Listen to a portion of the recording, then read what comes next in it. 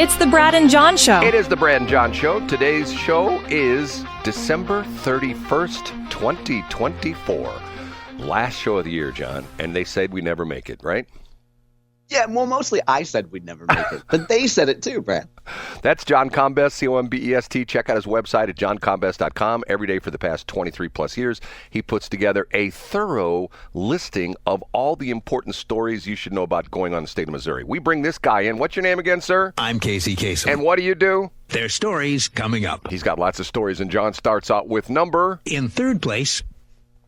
Brad, yesterday you gave an inspirational talk about staying healthy and tackling obesity.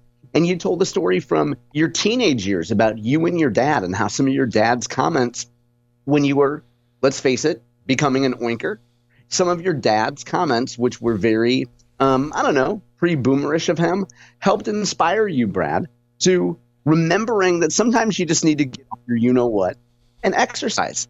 Now, Brad, that was timely because, there's a left-wing organization called State Line. They get a lot of their stuff run in the progressive blog called the Missouri Independent.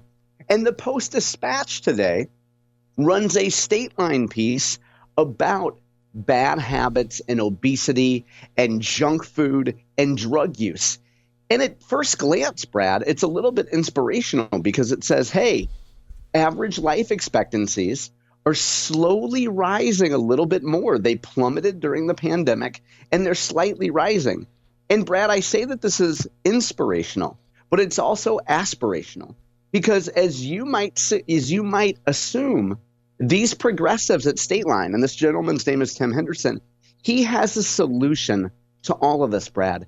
Do you know the only way, or I should say the best way, to tackle premature deaths, to tackle drug use and junk food? You know the best way to do it, Brad? Smoke more dope? Was that what it was? Smoke more dope and inject more dope. Don't forget that. Right. But also, Brad, expand Medicaid. Spend more taxpayer money on healthcare. It's a simple solution, Brad. And in fact, Mr. Henderson points out that it's pretty much a panacea in states, blue states, Brad. Mr. Henderson points out blue states are having the best life expectancy gains because they are blue and they spend more money on healthcare. And the states that are doing the worst, Brad, including Missouri. That's right, red states, you bunch of heartless backwood hicks. So as always, Brad, when you read a health story from a progressive organization, it could be the Kaiser Family Foundation or stateline.org, there will always be a call to action. And when there's a call to action, just grab your wallet because it'll probably mean you're going to need to spend more money. I got the solution to the whole thing. Oh, what's that, Brad? Well, you can join Planet Fitness for $10. The state of Missouri should make it mandatory that everybody joins Planet Fitness. You go at least 3 days a week, and you have to get on the scale, and you have a really obnoxious coach who goes, "You've gained 3 pounds since last Tuesday. Drop and give me 20." See, and then pretty much everybody would be, "Oh my God," because it was only cost $10 a month per person. Think about what they're paying. I mean, like, what can you get for $10 a month in our healthcare system? Not a damn thing. Yeah, probably a Q-tip probably runs you $12. Right. I think a Band-Aid at one of the hospitals is $35 now or something like that. This is sort of interesting because of the fact that I talked about this yesterday because we brought up the fact that San Francisco has hired this lady, or at least I think she's a lady. We determined she was a lady. Wasn't she a lady? Yeah, I think she's allegedly a lady. And she's their obesity, what was the term they called? She's the... Obesity advocate. Yeah, obesity advocate. And what her job is to, when people are fat-shaming people, she goes after them. And I'm going, okay, this is the wrong message to send. I mean, yeah. It's I don't even go there. I mean, once again, and you said it was in my teens, my dad. No, it actually was in my 40s because I gained some weight back in my 40s, and my dad got really mad at me because, okay. I thought you were a teenager then. Okay. No. I when I was 18, or actually I was 17, graduated from high school, 162. 2 years later, I weighed 310. But then I lost it all. By the time I was like 25, I was down back in my 100s. I was like 185, 195. But through the years, it sort of creeps up in you, and probably by the time I was in my late 30s, early 40s, I'd gained a lot of weight back. I was probably about 240, 250, something like that. And one day my dad got mad at me. He says, "GD, you can figure out what GED is. You're getting too damn heavy. Lose the blanking weight. Blah, blah, blah, blah. Okay. And I said, you're going to end up like me, who had type 2 diabetes. And unfortunately, he died of complications of type 2 diabetes. And I take that very seriously. It was a wake-up call for me because of the fact that I religiously, whenever I have blood work done, I would say, what's my A1C? And, that's the kind of thing. But nowadays, nobody cares anymore. It doesn't seem like. I shouldn't say nobody cares. It's still interesting. Sometimes before I go on the air in the morning, I will go into the gym. Sometimes I'll get there at like 5:30 in the morning, and it's amazing how many people are there. And I'm thinking to myself, okay, these are the movers and shakers. These are the people who are not, I'm not getting out of bed till 8 o'clock. And That's right. Then I have to go to 8:30 to get my Starbucks. And then that mean manager of mine says I have to be in the office at 9. Can you imagine being in the office at 9? How terrible is that? You know what I'm saying, John? I know exactly what you mean, Brad. So this is a pretty clear call to action from a clear ideological bent. And you know who's going to be in the office early? People in story number 2. Okay, that must mean I hit this button right here. Up a notch to number 2. Incoming Governor Mike Kehoe has rolled out his top staffers. Brad, a couple months ago, you asked me, hey, John, I guess it would maybe be about 6 weeks ago. You're like, hey, John, are people talking about who's going to be where, who's going to do what? And I said, yeah, I think people probably have a pretty good idea. But Governor-elect Kehoe solidified that list yesterday. There's a number of stories out floating around. Now, most of these are not really stories. It's the time of year, Brad, where people just take a press release and then slap a byline that says staff reports, and they don't do any original reporting. But from the cut and paste versions, I have a couple original pieces up today. Real quick, I'll just tick through these. The deputy chief of staff is going to be a guy named Bill Anderson, and he's a veteran from Missouri Hospital Association. Adam Gresham, by the way, is going to be the chief of staff. He's a longtime Kehoe guy. And I'll just tick through a couple others. Casey Adrian, deputy chief of staff for operations. A familiar name named Lowell Pearson. He's a Hush Blackwell guy. They're a big attorney. They're big Kehoe supporters. Jamie Birch. She has a lot of experience with Public Service Commission and other places. Drew Dampf. Anybody familiar with the Missouri legislature knows Drew Dampf. And communications director, Brad.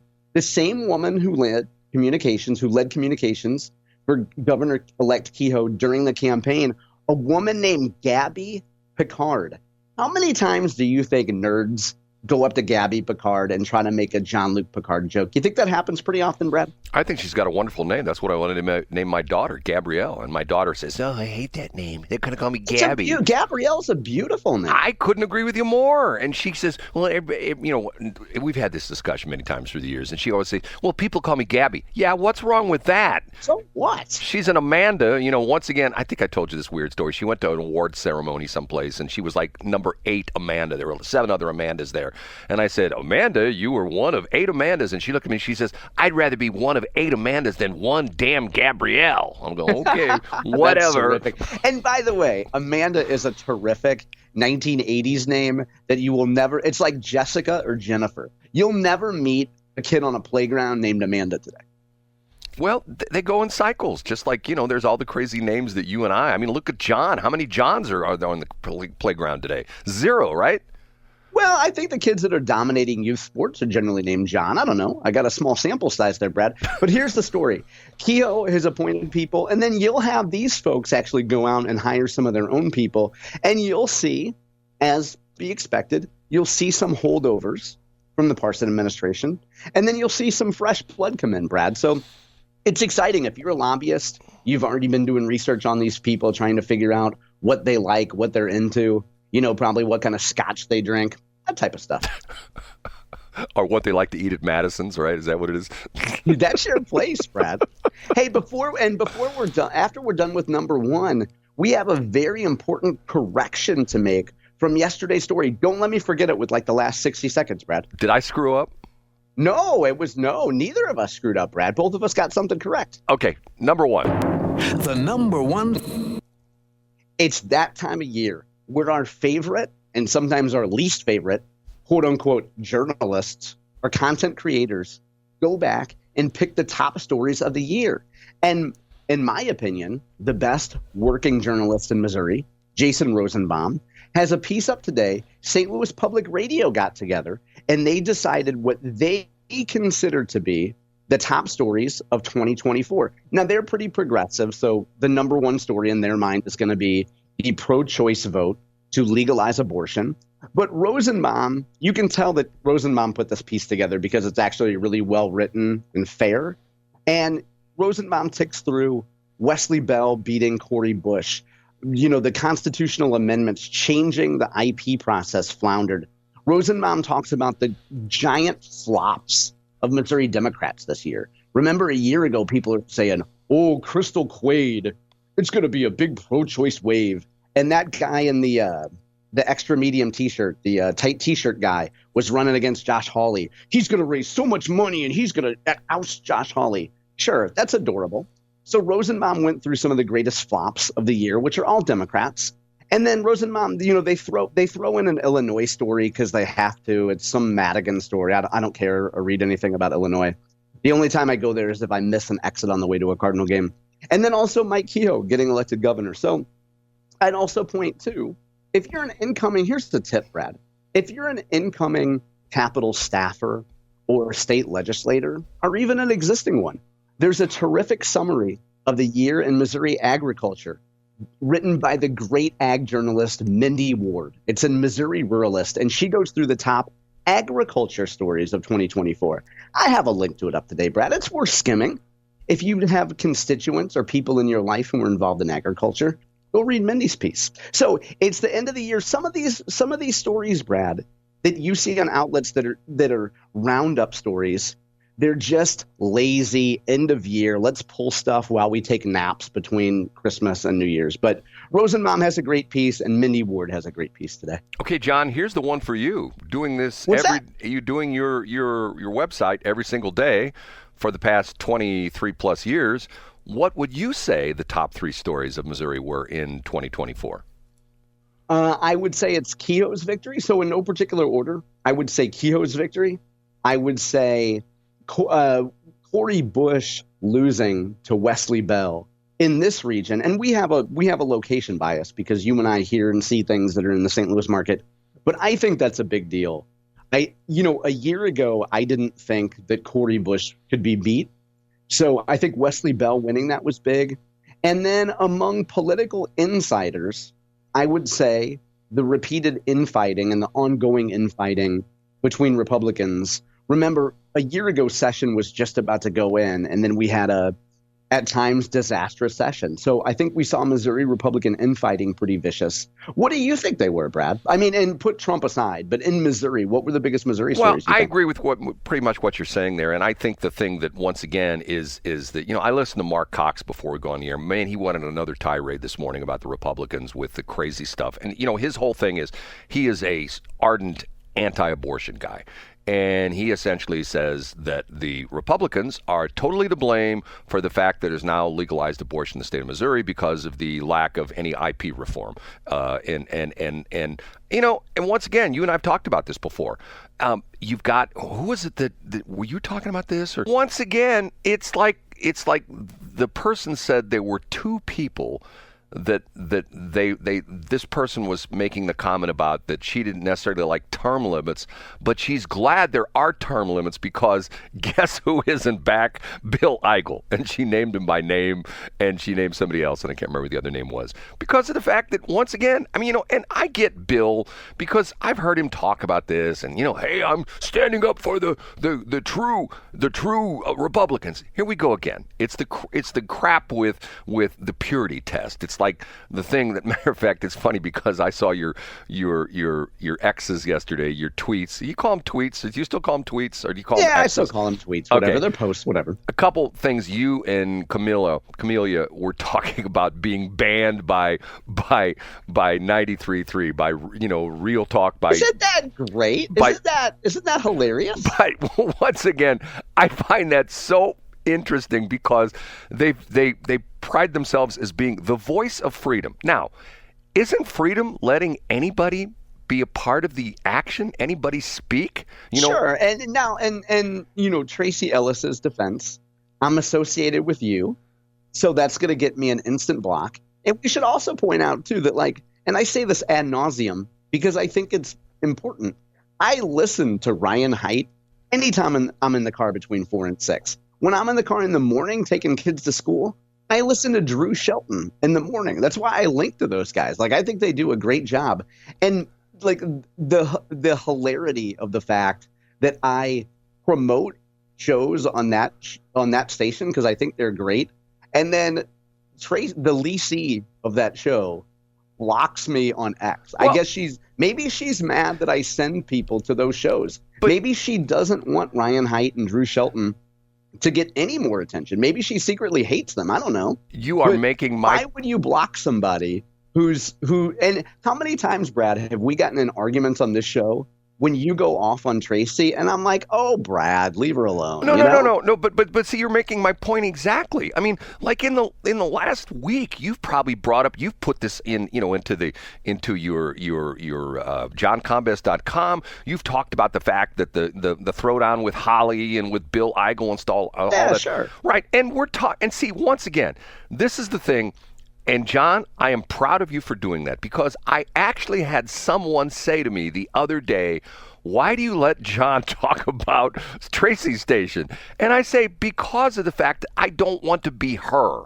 I don't want to be the I get exactly what you mean. I know exactly. And let me interrupt real quick, Brad.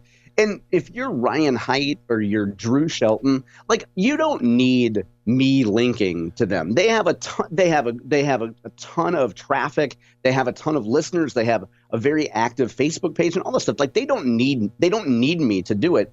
But I link to it because I want people to go to my website to hear what they have to say, because they have great stuff on there. But I interrupted you, Brad. But I get your point exactly. It's like a child. Let's make this dark. It's like a child who sees terrible drug use in their house, and they grow up thinking, I am never going to be that. I'm never going to turn into that person. And that's what you're saying. Well, and not only that, I say it again, and it's a hackneyed old phrase, as the tide rises, so do all boats. I get so mad at my industry because, I mean, matter of fact, I'll maybe talk about this later today or maybe next year when we go back on Thursday or stuff like that. I am having huge problems with fellow broadcasters who are actually being jerks with a capital J, okay? And to the point where they won't even talk to me. And to the point where I don't necessarily want to take legal action, but I'm about ready to do it because somebody's just like, not going to talk to him. Screw him. We're not going to pay attention to him. Me showing up at somebody's office twice, not, he's not available and, leave things. It's like, okay. And then the crazy stuff about what used to go on with Steve Casper is now dead. He tried to kick us out of Chambers of Commerce. My competition isn't Tracy Ellis or Steve Casper when he was around or Mark Cox. My competition is Facebook, YouTube, Twitter, Netflix. That's my competition. And the crazy thing about it is, instead of all of us broadcasters, and I try to, pull myself out of this, because whenever you talk about these guys, and the interesting thing, you complimented the shows on Tracy's station. You complimented Ryan Hite, really, and my old buddy Dan Strauss, who worked for me years ago, who's just the nicest guy in the world. You want a guy who's always got your back and has always got a smile on his face and always looking at the positive side of things. That is him. That is him personified. And why would I want to say anything bad about them? Now, years ago in the radio business, we were taught never give an in-game score. Hey, the Cardinals are up. You're on, because people are going, oh, why am I listening to this guy? I'm going to listen to KMOX, and that kind of a thing. I get that, but by the same token, it's like I told you, what ticks me off about this, for years and years and years, we would do charity events, raise sometimes hundreds of thousands of dollars, and the press would take a look at it, and Channel 5, a local radio station held a radiothon and raised over $150,000. A local radio station. Well, let me think. There's only like 50 of them. You know what I mean? That would be like saying a local mayor, was involved with a local police chief. Okay, how many mayors and police chiefs do we have in the St. Louis area? What, 80, 90, 100? Yeah, exactly. Be a journalist. Give us the facts. Don't give us and reason they do that? Because they don't want to give us unpaid promotion. They don't want to give us earned media. That's why. God, it drives me nuts. Okay. Did I get it off my chest? You got it all in. When we get back and B block, let's do the correction from yesterday, Brad. Okay. I got you on a rant. Have you taken your blood pressure medicine today, Brad? I take it at night. Thanks for checking out the Brad and John Show podcast. This segment of the show is brought to you by John Combest's book, Stalking, Harassment, Internet Trolling, A Guide to Recovering and Rebuilding After Online Attacks. It's a great reference if you've ever been the unfortunate target of a social media attack. It's available on Amazon. Just search John Combest. That's Combest, John Combest, and the book will show up in your search results. Now it's time for another segment of the Brad and John Show. Can you handle it?